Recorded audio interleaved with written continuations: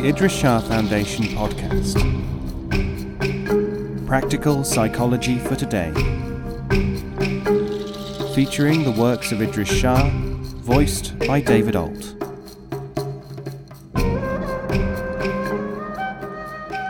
Welcome to the Idries Shah Foundation podcast. In this edition of the podcast, we will hear selections from The Magic Monastery by Idries Shah. This audio has been made available by the Idries Shah Foundation. 5,000. A man said to the keeper of the gate of Aleppo, "I have lived in the Khanqa, the retreat of the Master of the Age in Turkestan, for 20 years. The keeper asked, "What did you learn?" "I do not know if I have learned anything," said the other man. "While I was there, people came and went. Some were dismissed, many were disappointed. Finally, I came away." The keeper said, "There is a great Sufi living beside the small market. Perhaps he may give you advice." The man from Turkestan went to the small market, and when he saw the great Sufi, he exclaimed, "Are you an impostor? For you are none other than the man who, for 20 years, appeared regularly at the Khanqa, sowing doubts about my master in my mind." The Sufi smiled and said, "One of my duties is to test disciples. What better way of testing than to be one of them, grumbling and illustrating their own coarseness?" "But what of the others at that Khanqa? Were all my fellow disciples really saints in disguise?" "The composition of a Khanqa's population is such that there are some ignorant ones, some enlightened ones behaving like the ignorant, and others who are neither. You only see the superficial. In your 2 decades at the Khanqa, 5,000 of the people who made no noise, many of whom you did not even look at, or who seemed unimportant, received their own illumination."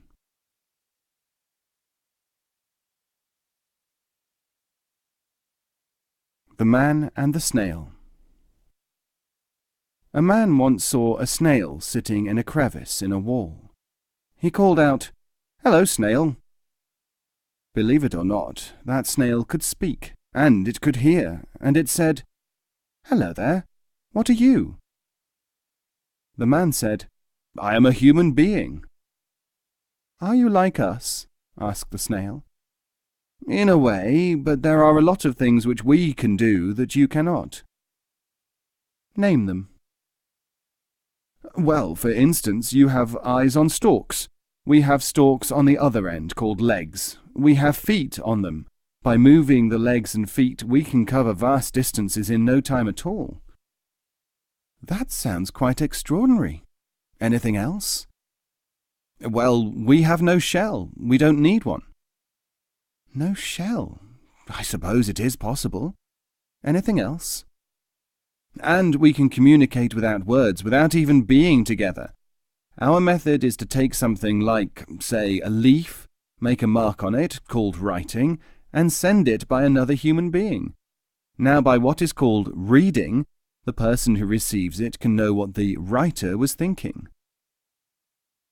The snail said, "The trouble with you, as with all liars, is that you go too far. I have trapped you into overreaching yourself by pretending to believe you. But if I further encourage you by not expressing the disbelief natural to all rational beings, I shall be a partner in your sinful lies."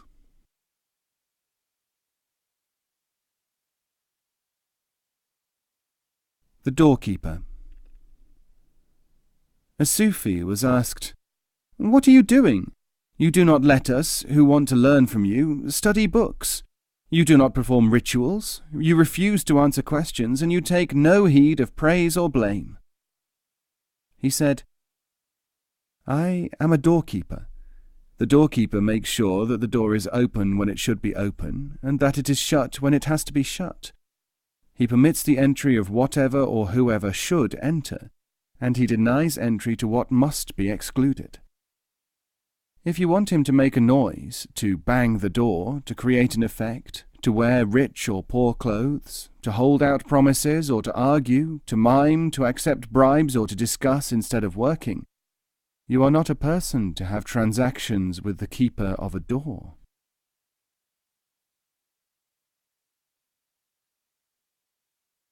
The Letter of Thanks. Shah Sharif Shah returned from a banquet at the house of the Prime Minister of the time in the country of Roum.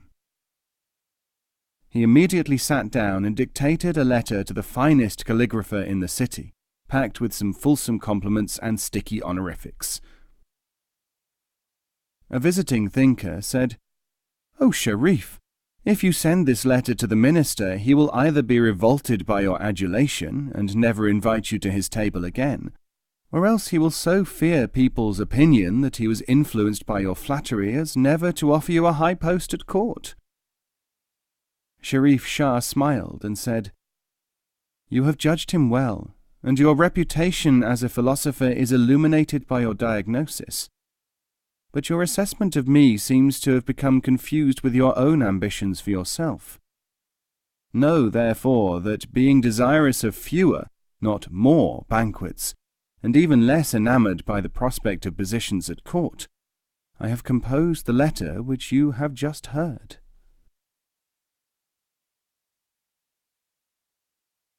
The Knife. An idiot out on a walk saw something gleaming beside the road. Hoping that it was silver, he picked it up, but it was only a knife which someone had dropped. "I'll throw you away for deceiving me like that, into the river where you'll rust to death," he shouted at it. But this was a talking knife, and it tried to save its life by saying, "Good sir, why do you not keep me? I could be useful to cut your bread."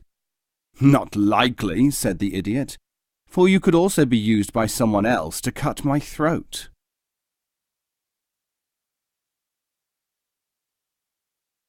The Elixir.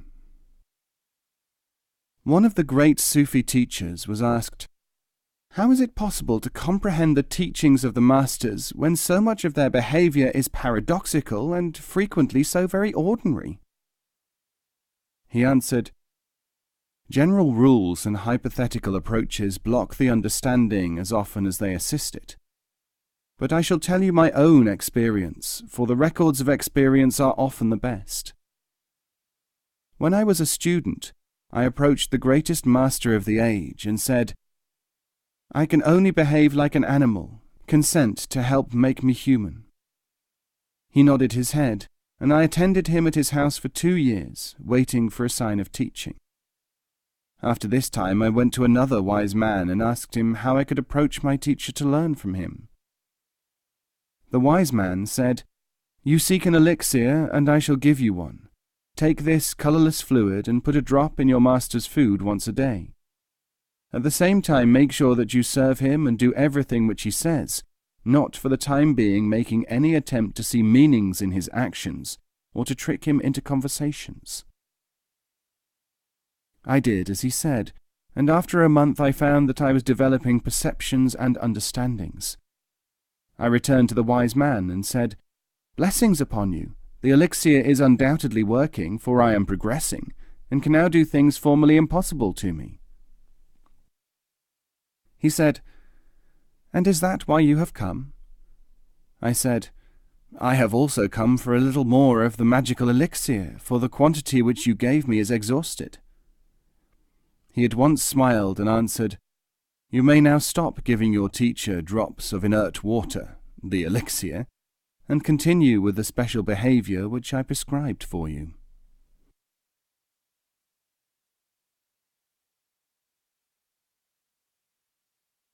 The Lion. Once upon a time there was a lion.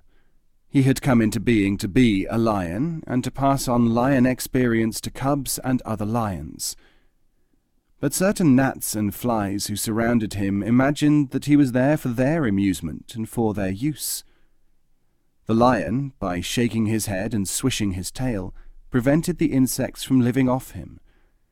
Although they scattered when he made any movement, they never learned that they should leave him alone, and that by approaching him they were acting through habit and impulse, not reason or effectiveness. One day the lion died. He provided a place of sport for insects, and some of them lived for quite a long time off his carcass. The insects thought that they had won the battle, since the lion did not now oppose them. To them, he was their property. Indeed, thinking insects constructed a system of thought to explain what the lion really was, based on their experiences of the dead body. Because the voice of the lion had been stilled by nature, they and those who heard them supposed that the insect version of the aims and value of lions was correct. This is one reason why so many lions leave behind cubs. Over a sufficient period of time, you see, insects will learn not to trouble lions, and also to go to places where they can get food more easily, which is better suited to them than the carcass of a lion. For one thing, it takes too long for a lion to die, and his meat does not last forever. So it is, too, with Sufi teachers plagued by petty scholastics.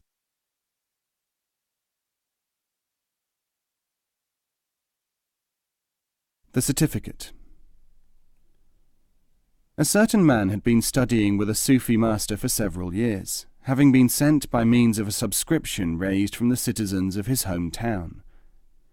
When the time came for him to return, the master handed him a certificate. On it was written, "I certify that this man has fasted constantly, has suffered extraordinary privations, has performed wonders, and should be respected in every way." The disciple said, "Why should you issue such an untrue and misleading document?" The master said, "Sufis do not exist by outward show, nor by the possession of certificates. But you just try explaining that to people who have paid for outward show and certificates. The people who made it possible for you to come here would be the first to revile you and claim that you had wasted their money, if they were not shown their own kind of evidence for your importance."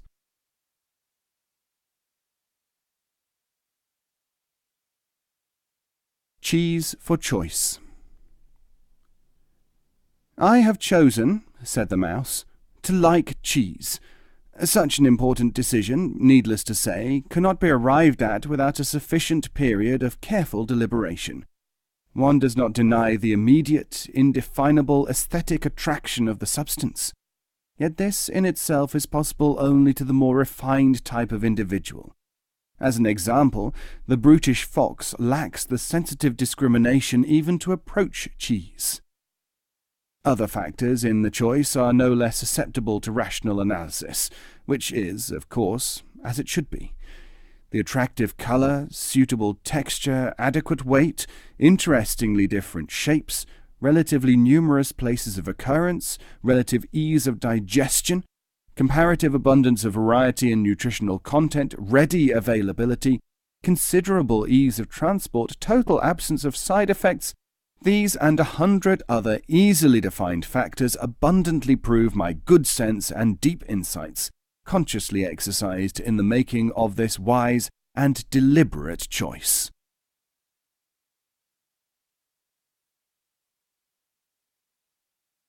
Hidden Hand. The Khan Jan Fishan Khan was at one time frequently preached against by a certain mullah of Kandahar. He called for reports of the mullah's sermons and studied them, but he said nothing publicly. Several months after this incident, a traveller arriving from Mazar, one Abdul Qadir Beg, who wrote about it in his memoirs, said, "You were until quite recently preached against by the Sifri mullah, and now I am told he never refers to you at all. Have you changed your ways, or is this magic? What alchemy, what talisman can you have used?" Jan Fishan Khan, says Abdul Qadir, answered, "If you promise to tell nobody until the mullah is no more, I shall confide in you." I studied his speeches and saw that he had contradicted himself. For instance, he objected to my administrative activities on the grounds that I was called a mystic, and my Sufi activities on the grounds that I was called a Khan. So the remedy was simple. I arranged, anonymously and through a merchant friend at the City of the Cloak of the Prophet, that the mullah be appointed advisor to the merchants of Kandahar. Since he has a real occupation now, he no longer has to busy himself with making a noise to attract attention.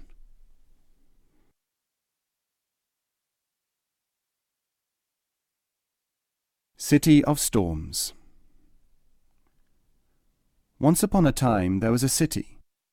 It was very much like any other city, except that it was almost permanently enveloped in storms. The people who lived in it loved their city. They had, of course, adjusted to its climate. Living amid storms meant that they did not notice thunder, lightning, and rain most of the time. If anyone pointed out the climate, they thought that he was being rude or boring. After all, having storms was what life was like, wasn't it? Life went on like this for many centuries. This would have been all very well, but for one thing. The people had not made a complete adaptation to a storm climate. The result was that they were afraid, unsettled, and frequently agitated. Since they had never seen any other kind of place in living memory, cities or countries without storms belonged to folklore or the babblings of lunatics. There were two tried recipes which caused them to forget, for a time, their tensions, to make changes, and to obsess themselves with what they had. At any given moment in their history, some sections of the population would have their attention fixed on change, and others on possessions of some kind. The unhappy ones would only then be those who were doing neither. Rain poured down, but nobody did anything about it because it was not a recognized problem. Wetness was a problem, but nobody connected it with rain. Lightning started fires, which were a problem, but these were regarded as individual events without a consistent cause. You may think it remarkable that so many people knew so little for so long. But then we tend to forget that, compared to present-day information, most people in history have known almost nothing about anything, and even contemporary knowledge is daily being modified, and even proved wrong.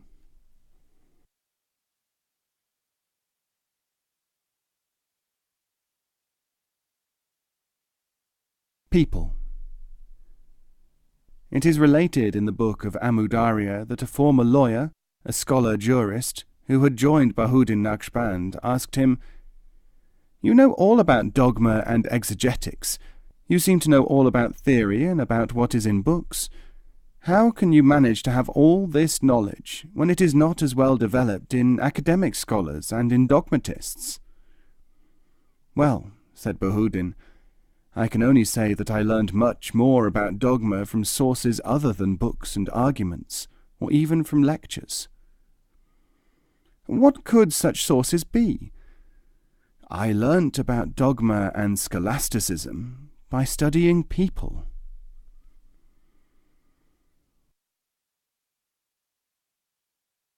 What to shun. Two worthy citizens of the land of fools were talking together. "Do you know," said the first, "that whenever I read the multiplication tables my head starts to swim?" "But this is amazing," shouted the second, "because the very same thing happens to me when I run any distance." Unable to see any common explanation for the two happenings, they took their experiences to the very wisest man of the land. The very wisest man said, "It is obvious that both numbers and running were invented by an undesirable person, and his influence still subsists in them. Therefore shun both."